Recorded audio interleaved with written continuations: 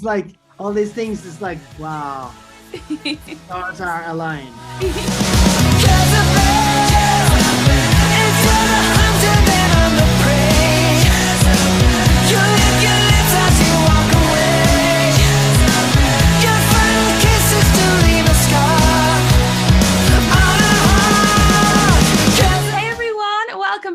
To my channel. I am delighted to be talking to Finnish icons today, the Rasmus. And look who is my guest. It's the frontman himself, Lauri.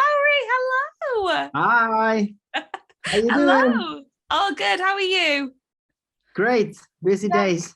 Busy, definitely. I have to start with the hair. What an iconic look. I still haven't lost them. Well, anyway, whereabouts are you zooming from in the world right now? So I know you've been doing a lot of traveling at the moment. So whereabouts are you? In Helsinki, actually in the room. I used to write a lot of songs in this room long time ago.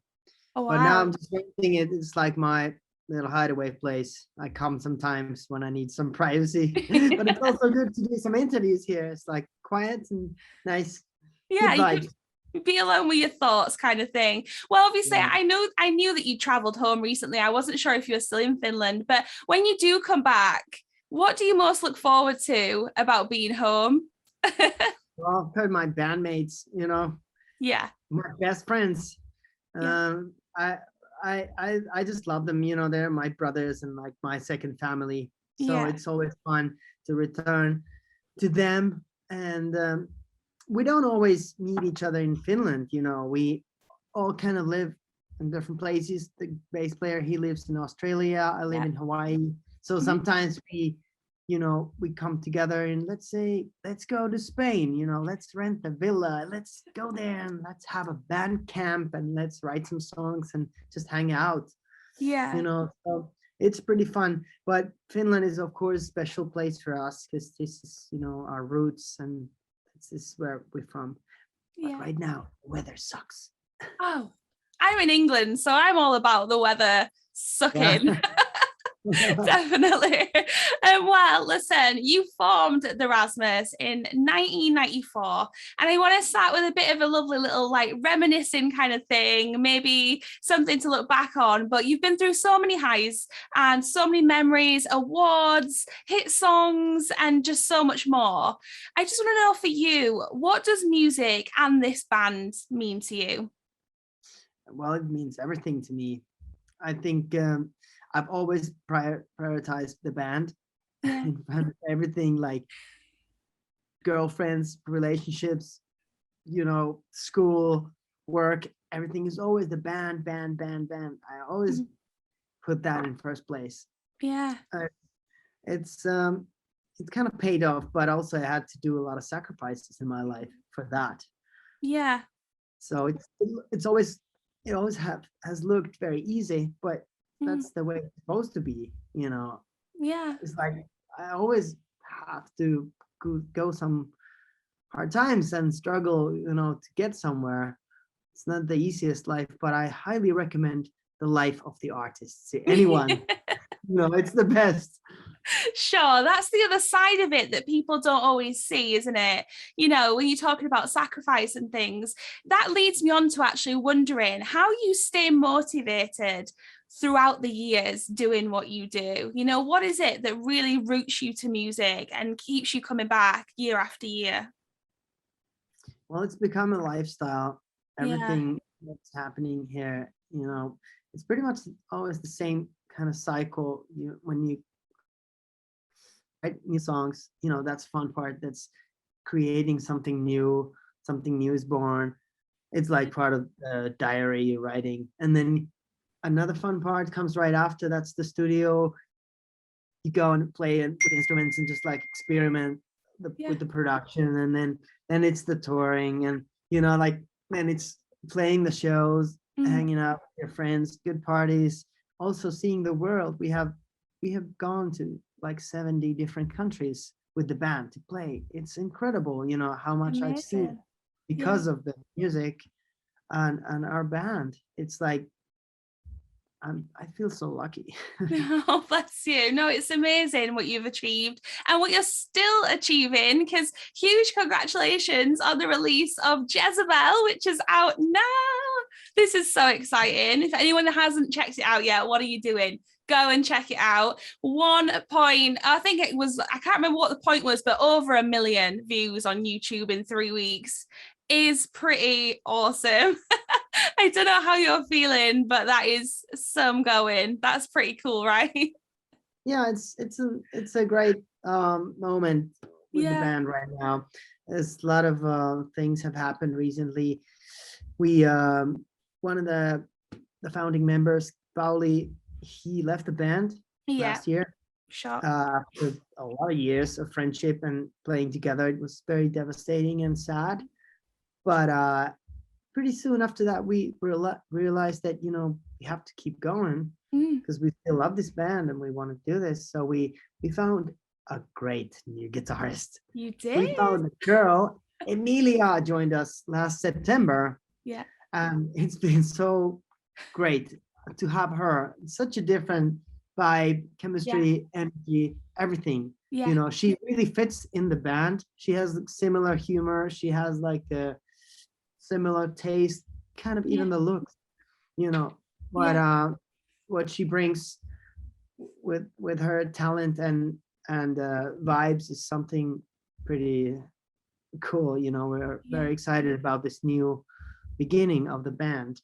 So, and also with that song, funnily, it's about a rebellious, independent girl. And then, which is, you know, great timing to bring a girl on board. It's like all these things is like, wow, stars are aligned. Good things are happening. So we were excited. Yeah, no, of course. I mean, Emilia, what an incredible addition to the band she already is. She's making such an impact. And what I absolutely love to see is the fan base that have really been with you guys from the beginning have really got behind her and really are encouraging of her being in the band, aren't they? Which is nice to see.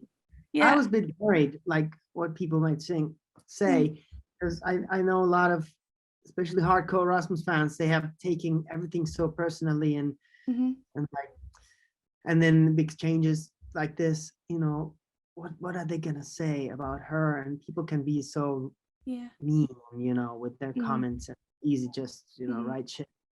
But it's been the other way around. They've been so nice and like welcoming her to the Rasmus family and, you know, posting tons of stuff with her, and like it makes me feel so warm and happy inside, you know, because it's a big thing for us and we're excited about it, and now even the fans seem to get it. So it feels so good.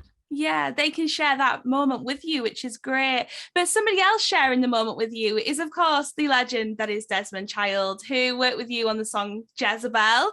I have to say, when you worked on this together in Greece, were you writing Jezebel with the intent for it to maybe be involved with Eurovision? When you wrote it, were you thinking this is going to be for Eurovision? Yes. Oh, okay.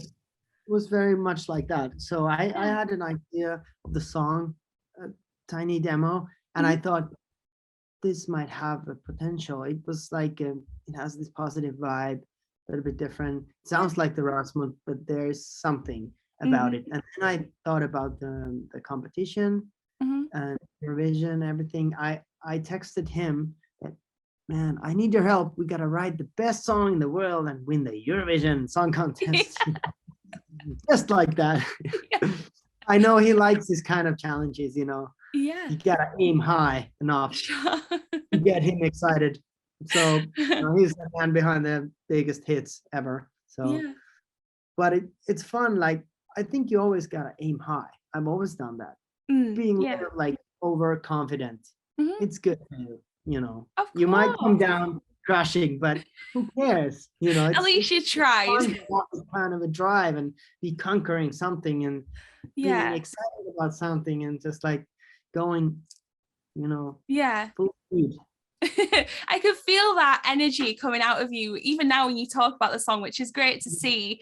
But of course, you know, Desmond is a long-term friend of yours. You've also said that he's been a mentor to you as well. So working with him must have been really incredible. I have a quote from him actually that he wrote, that he said, "Jezebel is one of the best productions I've done in my life."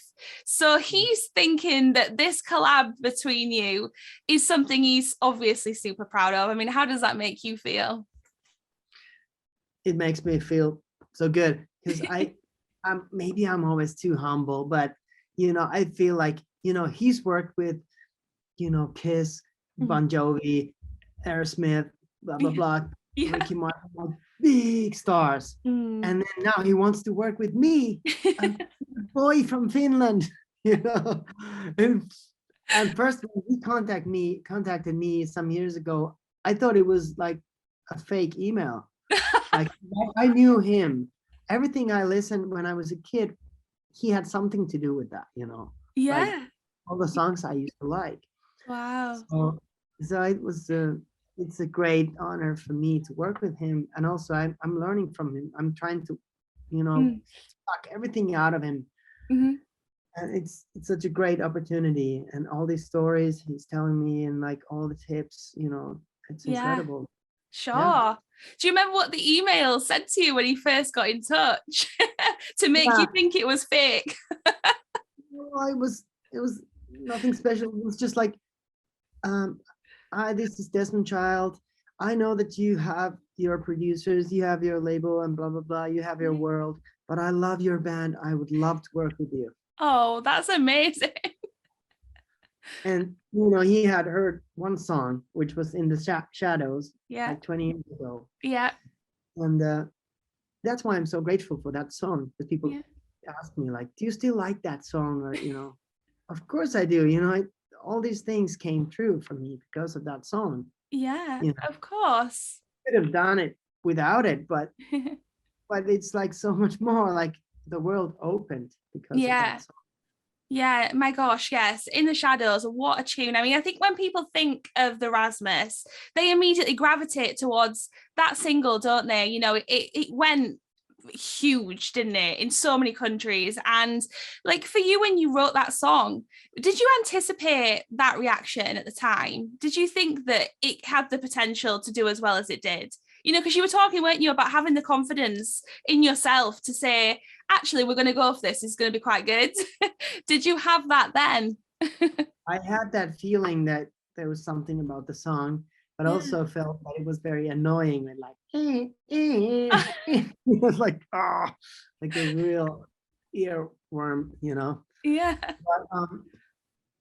But then I think when I finalized the lyric and then the play with the opposites, that, you know, the track itself is kind of uplifting and positive and jumpy and even hooky. And then I have the dark lyrics combined to that.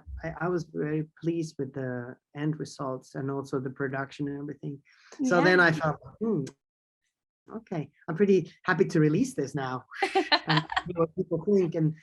And of course, I didn't expect that big success for it, but it went sort of like country by country, kind of fast. But anyway, it went first from Finland, of course. It became a hit here. It was in a movie called Bad Boys. It was a big movie, and then it was a nice kickstart for the song. And then it was Sweden, Norway, Denmark, Germany. Like it was like a snowball effect.